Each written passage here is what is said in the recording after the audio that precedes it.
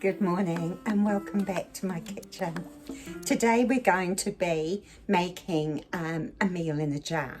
We're going to be making a pot roast. We're going to raw pack this pot roast. It's so easy to layer the food, but knowing what foods can be raw packed is essential. For example, both pumpkin and kumara, sweet potato, should be blanched first. This will not be used in this recipe. This video is aimed at beginner canners. Please follow a trusted recipe until you are knowledgeable and confident before making any tweaks. First, peel and chop the potatoes.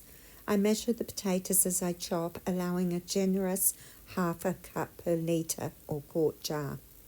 Soak the chopped potatoes for an hour, and after the hour, drain and rinse several times to remove a lot of the starch. Wash and peel the carrots and parsnips. I usually keep the carrot peelings for stock, however parsnip skins can be toxic. I avoid all potato skins unless they're organic or spray free. Potatoes are really heavily sprayed here in New Zealand, with chemicals banned in many parts of the world. Example, paraquat and Roundup. I like to reuse my jar lids and have found the simplest way to remove lids without them being damaged is to run them under a hot tap. I'm now going to heat up some stock using this homemade stock, mixed with the juice from some drained tomatoes, some wine and some Worcester sauce. You can use your own stock, you can use stock powder or just plain water, as the meat will provide flavour. Now I've got my stock on. I've put the lid just on the top of my pressure canner. It's got 3 litres of water in it, and we're going to just heat that up. Now we're going to cut up the meat. But first of all, I'm going to just make a simple mix, which I'm going to blend in with the meat once it's chopped up.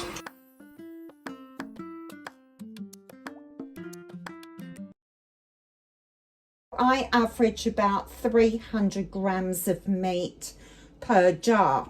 But if you like plenty of meat, then by all means increase that to maybe 500 grams. Now I'm going to cut this off. This is corned beef. Use any beef, stewing steak, topside steak, anything that you want.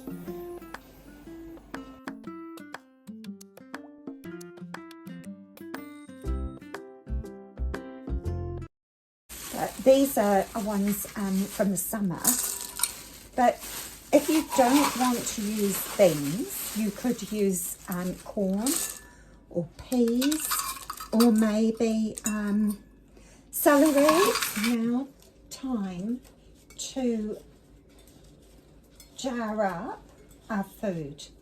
So your jars do need to be warm, not cold. They don't have to be sterilised, but they do need to be warm. So I've just rinsed mine under hot water. Put a bay leaf at the bottom, and then equally distribute your meat into the jars. Pressing it all down firmly with your hands. Next, we're going to add about 1/4 cup of parsnip to each jar. If you don't like parsnip, leave it out. Add a little bit more potato, or maybe even a little bit of sweet. Remember, we cannot add pumpkin or kumara to this mix. And now we're going to use about ½ cup of pre-soaked potatoes. Now, again, I'm squishing it all down. Now we're going to add some carrots. About ½ cup of carrots per litre. Again, give them a little push down before adding, we're going to add some green beans, about 1/4 cup. Now, again, if you don't want green beans, you can add corn, peas, celery. And then we will add some tomato. Now, again, you don't have to have tomato. So, we'll just use probably 1/4 cup of tomato too. Right now, we're going to put our onions in. It's about 1 onion. I've poured some boiling water over my lids so that they heat up as well.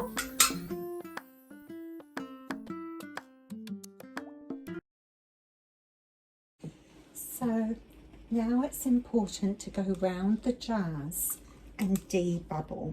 So you go around and just make sure there's no bubbles, any trapped air. Air is not your friend. You need it debubbled. And then I am going to put, I've already debubbled those ones. Now I'm going to put some more hot water in. My kettle's boiled and I'll just show you. Now, there's a little bit of a shoulder here. That's where we're going to fill our water to. So I hear that it's about between 1 inch and 1 1/4 inches. So for us Kiwis, it's about 3 centimeters. There we go. So up to that bridge there.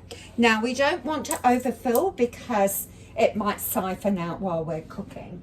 So let's fill them all up with the boiling water.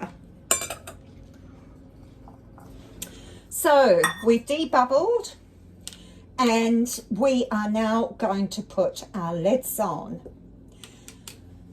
So I've got my lids heating and I'll throw that rest of that hot water over the ring. Now I do like to wipe them down again with boiling hot water, just because vinegar could erode my lids, and I do like to reuse my lids. So that is up to you. It is a must to do them with vinegar, but whether or not you choose to wipe them again is up to you. So the other thing I wanted to say is I checked my jars before I use them. So it's really important you do check your jars really well for any chips or nicks, because if they have any, then you may not be able to use that jar. It may break or just not seal properly. So check your jars first. We are now going to put our lids on. So I'm just going to slap one of these on each one. The most important thing when you're canning is to have everything nice and clean. So you wash your hands really well. All your things that you're using are clean, but also your vegetables. I like to give my vegetables a good scrub and a bit of a soak with the grapefruit seed extract. And not only because I like to save the peels, because they to introduce any bacteria. Now we do hear a lot about botulism, and botulism is anaerobic, so it likes to survive in conditions that have no air. So the most important thing then is we don't introduce any negative microbes into the food, and that is the most important way we deal with it. I wouldn't, just good hygiene practices really. It's the first time round. So lids on, tighten. I'll get it nice and close. So lid on, you tighten, and you want it so it's just, I've got wet hands, which doesn't help. You want it so it's just hand tight. You don't want to crank it down like the supermarket type jars. So you want to put it on and just hand tighten it, finger tight. You don't want it that loose that it'll come off in the canner. It's time for me to put it in the canner. These are what we call raw pack. So the jars aren't overly hot, so I don't need to use these. So I'm just going to pop them all in the canner. Now I have all my jars safely in the canner.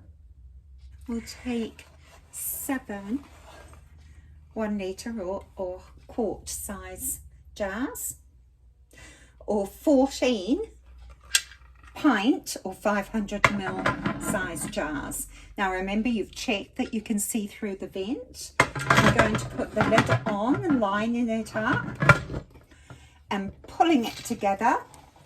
Then I'm going to just increase the temperature on my hob, and now it's just waiting for that steam to vent, and then we'll start timing. I'm not sure if the camera is picking up the steam.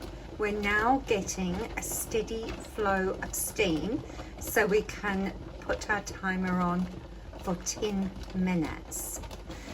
Now the canner has been venting for 10 minutes, and now it's time to put the pressure weight on.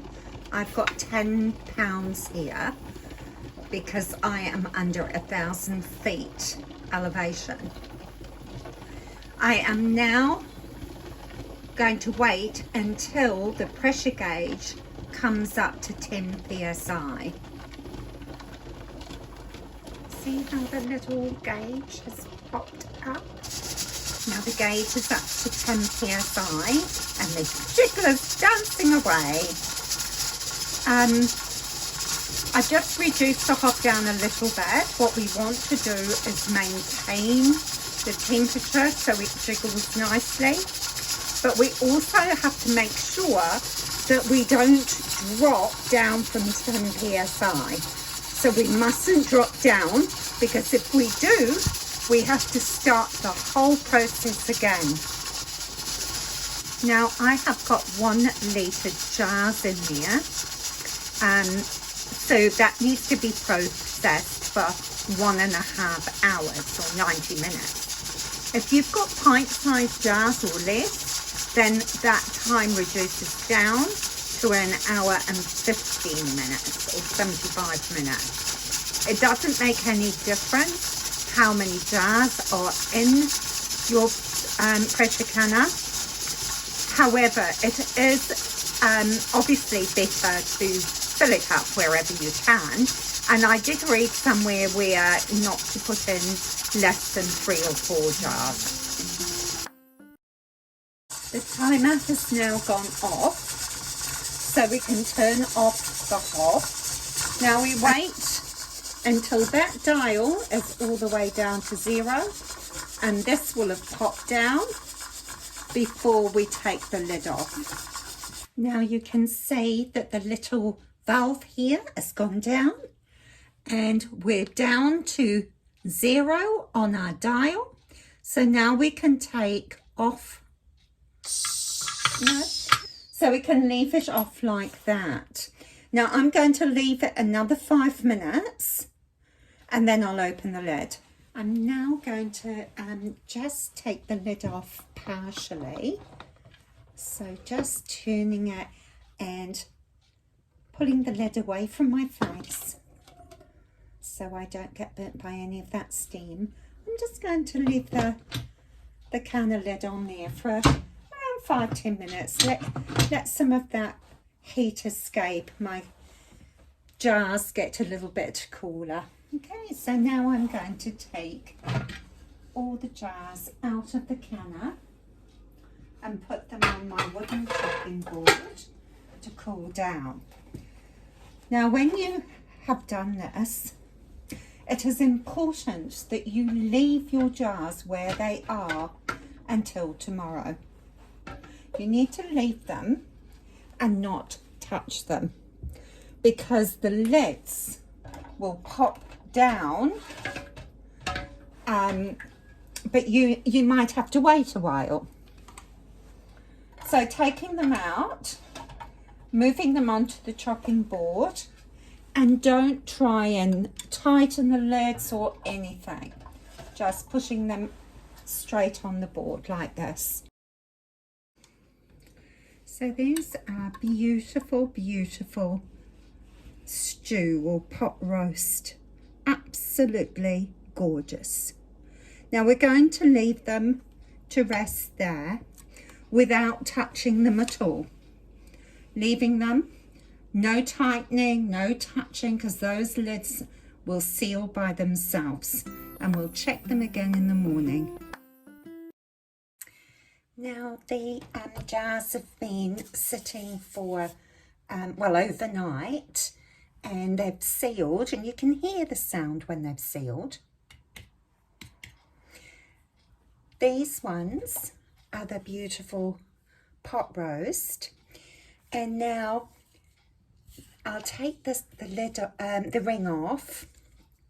Now it is quite loose now. They do get a little bit looser in the canner. Now you can see I could lift that up by the lid, so it's well and truly sealed. Now all I need to do is wash this, label it with the date, and you store them without the rings on. That way you know if any of them have come unpopped, unsealed. So that's the beautiful beef stew. Absolutely looking forward to eating that.